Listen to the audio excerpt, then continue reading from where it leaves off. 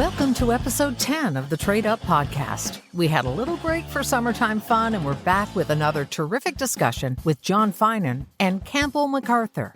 Campbell is a young man who has tried a few different trades and early this year launched his own business. He loves his work and business is steady, but he had to go through a couple of other experiences before he got to this point. And it turns out that Campbell's experience is pretty close to John's career path. Here they are, Campbell MacArthur, owner of Cam's Colors Painting and Finishing, and Finan Home Service owner and Trade Up book co-author, John Finan.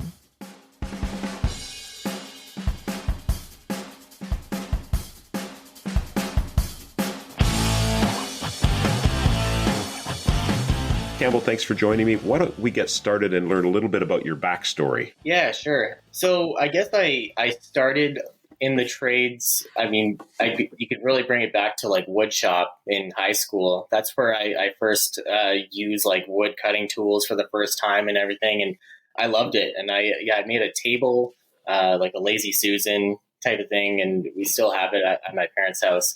But that's sort of where I discovered a love for building. And I've loved building and fixing things around the house from when I was like really young. I was super into arts and crafts and everything. So I love working with my hands. I knew that. So after high school, I went to Durham College and I did this course called Trades Fundamentals, where you learn a little bit of each trade. It's just like you have like a unit of auto, electrical, plumbing. You kind of just get a little taste of each trade. And you ultimately, at the end of the year, you decide which trade you want to specialize into. I decided to lean towards the carpentry route, and I went into renovations. That was sort of what I thought I wanted to do at the time. Before I got my renovations job, after Durham College, I took a gap year to sort of decide. And then I ended up going back to school, different college this time. I went to George Brown College and I did building renovations, which is a course in itself. It's a 2-year program. I loved it there. It was like the campus was great. I met some great people there. That was sort of my introduction into like specifically renovations. I learned basically like flooring, framing, wood stud and steel stud framing, drywalling, sort of just got like a general idea of it. And then through a co-op portion of that program, I reached out to a renovation company in Oshawa. Just was like, hey, I need to do this co-op placement. Can I work for do some volunteer work and work with one of your crews for a week and get some hours in? And they were kind enough to take me on, and it was a great experience. And yeah, like a couple months later, they just reached out and just offered me a job right there. And then that's how I got my renovation job. And I worked there for about 3.5 years. Where's Durham College? So I've got it on the map. It's in Whitby. Okay, got it. Yeah, I've heard of it. Just it's not in the London area, so I wasn't familiar with it. So you're finishing up high school. You've done a little bit of woodworking. Obviously, you've done math, science, and history, and all of those other things to get your education. Any consideration of going to university or college for anything other? Not really. I've toyed with the idea of being a firefighter, and it's still not necessarily off the table, but that was it was sort of an either or. It was either I go into the trades or I try being a firefighter. That was sort of like my top 2 choices, I guess. But yeah, I decided to go towards the trades. Maybe it was just sort of, I thought it was just more realistic for me. I'm going to guess you're 18 at this point. So you're interested in the trades somewhat, but you don't know what you want exactly. So you do I'm going to guess an 8-10 month program to try a bunch of different trades.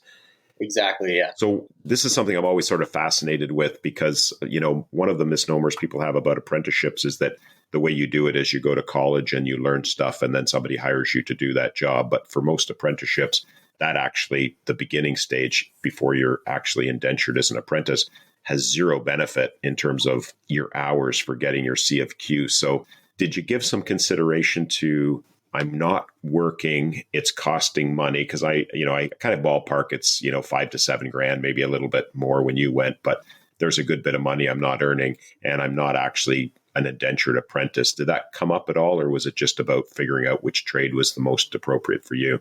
It was more about just figuring out which one I wanted to specialize in.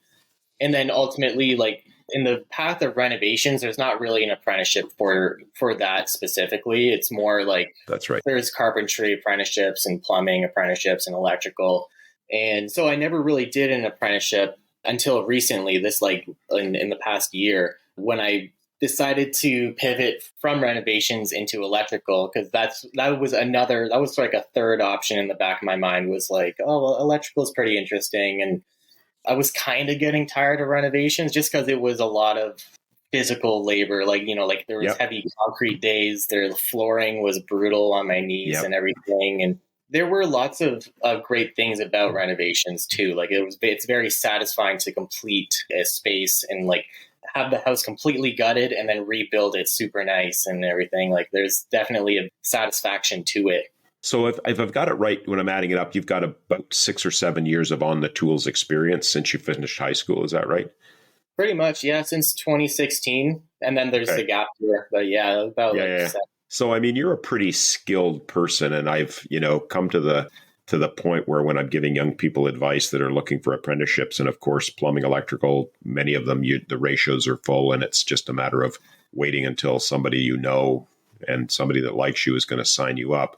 So what do? Do you flip burgers? Do you go to college and spend money? Do you travel? What is it? And I've started to tell people that they should get into exactly what you did, which is get yourself as at least a laborer on a job site so that you're working with your hands. You're getting used to using a measuring tape, putting on work boots, climbing ladders, digging holes. You know it all, because frankly, a lot of the the skill sets are very similar.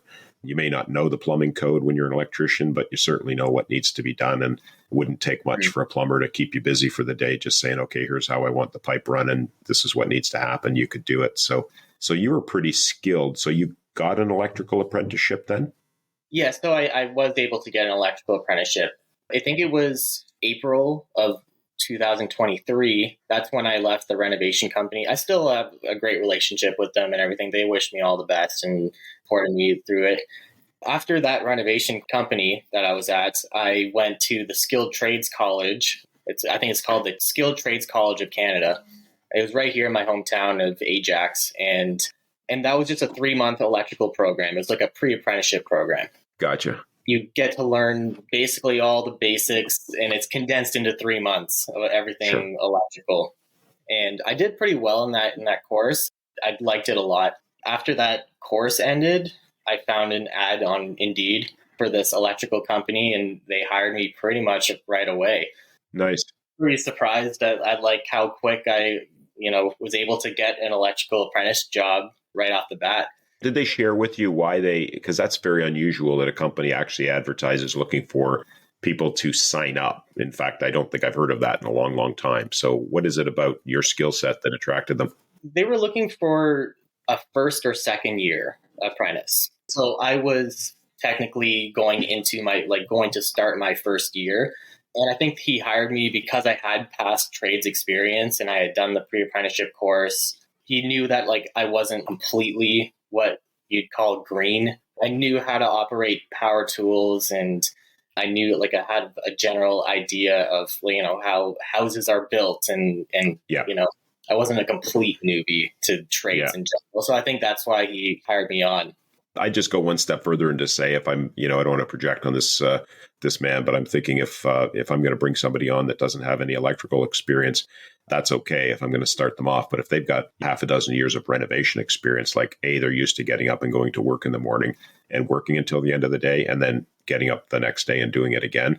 That's actually a really hard skill to find for somebody, and somebody that's given that proven track record. That's probably the number one reason. So you started the electrical apprenticeship, and I'm guessing now that you're doing something different, it didn't work out. Yeah, so it didn't really work out. I didn't really mind the work. It was more just, I think we just didn't get along very well. We just had just different viewpoints and everything. And I was literally just working with this one guy every single day. So, and we'd be driving all over the GTA, literally even if it was 4 hours away, he'd take jobs that were 4 hours away. So we'd be in the car for 4 hours, do a job for an hour, and then drive 4 hours back. Oh my. Yeah. So it was a lot of just sitting and driving. We literally listen to Joe Rogan every single day, just binge listening to podcasts. So it wasn't it was difficult work. The majority of the job was just driving. Yeah. But yeah, like I'd honestly be giving it my all, and I'm like trying to pay attention as much and retaining and learning from him. He's a complete master at electrical work. He can figure out anything. I'll give him kudos to that. Like he's a really smart guy. He's really organized and everything. But if I made a slight mistake, or in my mind, it's okay to make mistake. Like as long as they're reasonable small mistakes. I never made any like major, like I didn't burn a house down or anything. Like he would ask me to go grab this, and this from the truck. And then if I couldn't find one of the things from the truck, because he has like a million tools in the truck, he'd get super upset. He just got annoyed very easily. So it always put me on edge too. I'm constantly worrying about like upsetting him almost, it just wasn't a very enjoyable experience the whole time. It was very stressful just because I'm trying to not set him off. I'm guessing it's a small shop, like a one-man show. Is that the case? Yeah. So they have an electrical company. So it's him, and then he has a brother, and they both run the business, and they both have their own single apprentices. I never saw his brother. It was always just me and my electrical. And the smaller shops, that's not terribly uncommon. And one of the things that tradespeople are good at is, like you say, the trade, but not necessarily being a mentor / supervisor. So, your experience is unfortunate, but my guess is in a lot of smaller shops in the early days, that's kind of maybe the way it goes. If you're driving 8 hours a day and working one of those hours, you're not making any money. Yeah, exactly. I mean, I can't imagine he charged the customer enough to make any money on that. So you did that for a bit, and then you decided to do something sort of related but different. So share a little bit about that. I don't know, maybe like the last 5 years or so, I've been doing painting on the side as a side gig for myself. And I picked up that skill at the renovation company. None of the guys that worked there liked painting, so they always told me to paint. And I really didn't mind it. I found it very satisfying and gratifying, and it's sort of relaxing too, because it's not a ton of heavy lifting. Like, yeah, you get up and down from the floor sometimes, and you have to get on your hands and knees to paint and everything. Like, it's not like it's completely laborless, but it's a lot less heavy lifting than any other trade I've found. Good point. Yeah. Yeah. So it's easier on the body, and I just find it very enjoyable. I can put in an earbud while I'm working and listen to a podcast or music or whatever. And I just bang out the jobs. And so I got really good at it at the company, doing it on the side for a few years. And after my electrical apprenticeship experience, it was around December when I decided to quit. There was like a last straw with that electrician where he just he called me stupid at one point. And I was just like, and it was on my birthday too. Not that Happy birthday. Yeah, it was my 25th birthday. And I don't even really care that it's my birthday or whatever, but it was like an added factor. I was just like, damn, come on, man. You could seriously? I'll tell you, this is a super juice for you down the road. Just keep remembering that day and that comment. And whenever you need to motivate yourself to do something, and it's not really about the guy, it's just about your journey, because it actually takes some gumption to say, you know what, I've had enough of this. Your story is kind of exactly what I'm sort of hoping a lot of young people see for themselves. I got into the electrical trade with zero interest in the electrical trade.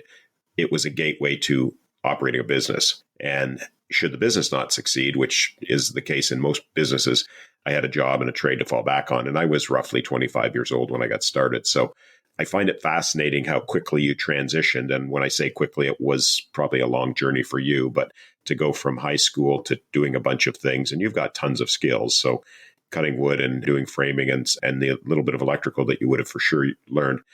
But now you're running your own business. And I'm guessing you don't have employees yet, but you're keeping yourself busy. You're keeping yourself employed. You're 25 years old. So the painting, you've probably got a good bit of it learned, but you're going to learn a lot more. But the business side of it is really fascinating to me, because you're just at the beginning of a journey that could just be something astronomical over the next 30 years. Do you have any vision of what that might look like for you, or are you just trying to keep yourself busy every day? End goal, I mean, I would love to be able to build this company up to the point where I would be completely off the tools and I'm just running the back end of things. That's probably my end goal. But yeah, so right now I'm just a one-man crew, and I don't mind it right now. It is pretty busy just trying to stay on top of, and actually painting and then doing estimates and quotes and emailing clients and all the back end stuff that's associated with running a business, and all the bookkeeping, keeping track of all expenses, and there's a lot to keep track of, and I'm constantly learning all the time, trying to improve myself. There's always the fear of no work, right? I haven't really run into too many instances where work has completely slowed down and I'm panicking. Most of the year I've been able to keep pretty busy. So far, so good. I started my company, Cam's Colors Painting and Finishing, in January. And yeah, it's been pretty steady since I started in January. Yeah. Well, you should be proud of yourself for taking that leap. I mean, your journey's just beginning, so how it progresses is still to be seen. But it sounds like you're doing the right thing. I mean, the only two pieces of advice that I would say that it's not that you said it wrong, it's just that I didn't hear it, is make sure you're pricing yourself out properly so you can be profitable and pay bills. Don't undercut other people just because you want to get a job. Cam's got to pay his way through the world. So make sure there's enough money to do that. But then after that, once the job is done, you got to collect that money. And in the contracting world, especially when you're dealing in small jobs with somebody that just wants a little bit of work here and a little bit there, and sometimes work's easy to get because the client has no intention of paying. I certainly learned those lessons early on. So those would be my only two pieces of advice. But I think you're off to a great start, and certainly your journey into trying a bunch of different trades seems like it worked out for you. As I'm hearing stories from young people that are going to go to college, mom, dad might pay $5-10 grand for a couple of years of college so that they can figure out what they like. And my advice is save that money. If it's in an RESP or something, it can be funneled into all kinds of things, pretty much tax-free. Get on a job site, figure out who those people are and who you like working for. There's jerk electricians, but there's wonderful electricians. There's no trade that's nicer than the other trades. They're all kind of just normal people. And some of them have personalities that you choose to stay away from. And other ones are just, you got to gravitate to that person because you can learn so much from them. Yeah. I just want to say, even with electrical, it's always sort of in the back of my mind. It's maybe I'll revisit it at a later time, maybe if painting doesn't work out. But right now, painting would be my number one goal to work out, because I love painting, and I know the entire process, and I have my own systems with painting. I know a lot about it. A long-term goal of mine just throughout life has always been to I've always kind of wanted to have my own business, whether it was an electrical business or painting or something. So ultimately I just chose painting because I know the most about it, right? Yeah, hey, nothing wrong with that. It's a good place to start. So Campbell, I want to thank you for taking the time and chatting with us today. Yeah, thank you very much.